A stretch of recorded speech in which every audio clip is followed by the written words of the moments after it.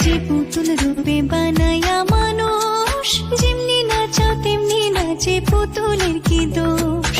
ছায়া বাজি পুতুল রূপে বানায়া মানুষ, যেমনি নাচাও তেমনি নাচে পুতুলের কি দোষ।